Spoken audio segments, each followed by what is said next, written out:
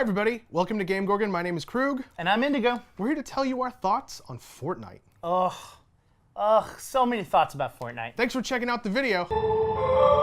Let's just get into it. It's so complicated, but so simple at the very same time. It's very, very difficult to kind of describe the game as a whole.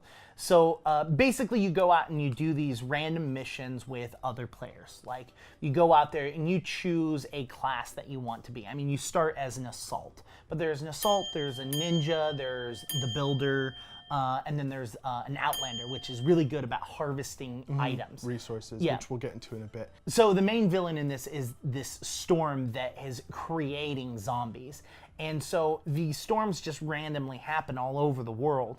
And your goal is basically to kind of conquer these oncoming zombie onslaughts. So a lot of these missions take place in like unprotected areas. So you're like basically going behind enemy lines, as it were, and trying to help people, trying to protect valuable resources, trying to, get people out of those situations. And then some of them have very specific story elements that support this plot so it can progress. Like you need to get a weather balloon into the air to figure out what the storm is, or like get some data about the storm, stuff like that. So that's kind of how the story works. So it's basically a third-person zombie shooter with this really intricate building system involved in it. So you can build, like Krug said, you can build walls, stairs, floors, roofs, all of that. But then within that building set, you can actually build that wall now has a window in it. Yeah. That wall is now only, waist high. Yeah. But not only can you build all this stuff, you actually can choose what type of resource that you're using. Yes. So you can build it out of wood, which has low health. Right. You can build it out of stone, which has more health. And then you can build it out of metal, which has the most amount of health, but is also the most rare item to gather. Yeah, and I wouldn't say the rarity is that much of a concern, because if you're like in a city, there are tons of cars you can mine. Well, but here's the other thing. But it takes longer. Well, it's not just that, but it also, metal is used in a lot of other items. True. Like you craft your own weapons as well. Right. You craft your own ammunition. Right. All of that takes metal, so it's easier for you to collect wood and use wood just to build something than it is for you to do with metal. Right. Now,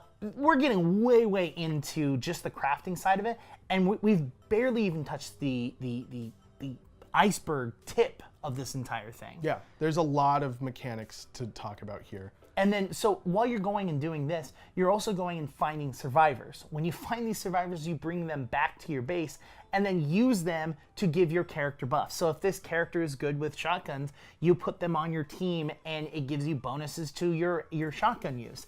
And there's this whole like card collection system that's involved with these people, and teaming them up in the right organization, in the right group, will give your character like buco points for giving it'll buff their effectiveness. So and then there's rarity for each one. So there's the shotgun wielding, mustache dude, but then there's a gray, a green, a blue, and an orange version of that character. So you have to. We missed purple. Yeah. So what he means by pairing them up is they actually have personality traits. So you can have like a cooperative leader or something like that. Those are probably two things that don't go together now that I think about it, but whatever. And if you put them with another cooperative, like what's the opposite of a leader? Follower? A cooperative follower. They like synergize with one another, and what would have been a What's the opposite of a leader? If you're not a leader, what are you? Probably indigo. So if they kind of synergize personality-wise, what would have been a 10% bonus to your accuracy is now a 15 or 20% bonus to your accuracy. And you don't have to do that though. Like Right. if you decide that this whole card collecting system is really boring and you don't like that, and you just like shiny guns, you can just throw random things in there and get the base bonus, and then just focus on crafting better weapons. And then on top of that, you can then retire certain cards to get different rewards for retiring cards. As complicated as the system has gone, I've gotten to play it a lot. Yes. You've gotten to play it a lot. You more than me, but I've still played it a bunch. What is your thoughts about the game? Like, So- if you were going to like grade it like a teacher, like Sure. between 1 and like 8.5. That's a really stupid way of. I'm really happy you didn't run any of my classes. I think this game falls into the same trap that a lot of games that are co-op PvE games fall into, which is it's a lot more fun with a group of people that you're talking with, that you feel comfortable talking with, friends. It's a lot more fun with friends. Hey, I found this. Hey, I found this. Yeah, Oh, you're so missing out on this. Being able, there's no in-game voice chat, right? As far as I'm aware. Not by default, not yet. So, being able to, I think that, calling for help and like telling someone where to go and what quest to do and so that's all well and good, but I think where it really shines is when you can cooperate on building the structure.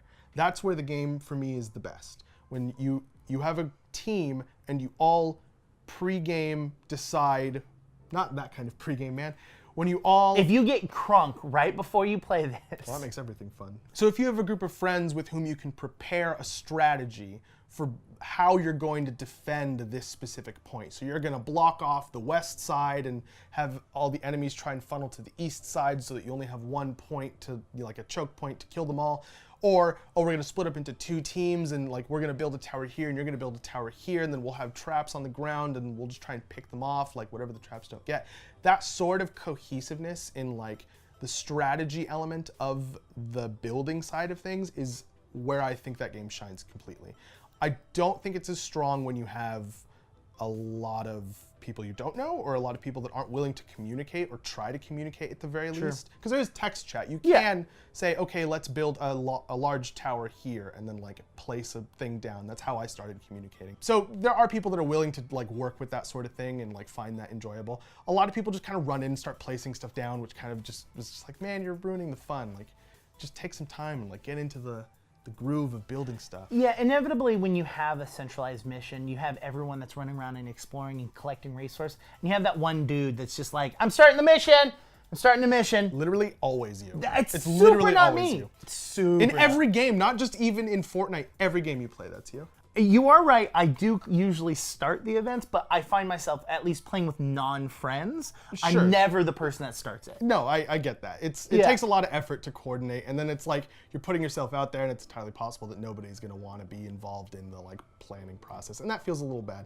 But again, when you get a group of friends together, this game is OP. I really enjoy this game, and I really like playing, and I agree with like all of what Krug said. The problem is that I have with the game is that because it's beta and it's you can pay to get into the beta and play it right now, and then once the game releases, it's actually going to be free to play. Right. The problem I have is the term early access. It's not early access. Oh, okay, that's semantics at that No, point. no. If that's It's what not. your You're concern testing is- the game. You're testing the game. This is beta, and I'm buying. Like there'd be different if it was like, hey, I'm paying an extra. Like, do you remember WildStar? WildStar said, hey, if you pre-order the game, you can get 3-day early access, right? Okay. Completely fine with that. Sure. Completely cool with that. You're paying a little bit extra to get this early access. The thing is that you pay full box price right now. The game's just live at that point. I think it's If I pay $60, if I can flat out go to Target, literally go to Target and pay $60 to buy the game, to take it home, to install the disc. So and you're then play just the you're just game. mad. That's not early access. You're just mad. That's the game has been released. I understand what you're saying. You're saying that it's early access. It's not a finished product. I shouldn't have to pay. You should let me play for free, and then when the game comes out, I should pay then. But I think it's horseshit to assume that everybody that does an early access contributes in any meaningful way at all. I think that number's less than like 1%. It's not early access then. It's you're buying the game to a game that's eventually going to be free to play. I don't think it matters. I think they're just... That is my one negative on the game. Like art style, I love the art style. I love the building. I love the shooting. I love the gun style. The fact that each gun has a different style. I love the different monsters. That the further you progress in the game, you get new monsters and the frequency of those monsters appearing. And the actual overall difficulty is also really fun and really enjoyable. So between 1 and 8.5, I would. Why are we using that for reals? I would give it like 6 3/4. Oh my god. Between 1 and 10, like a reasonable human being, I think I'd give it like a 7.8.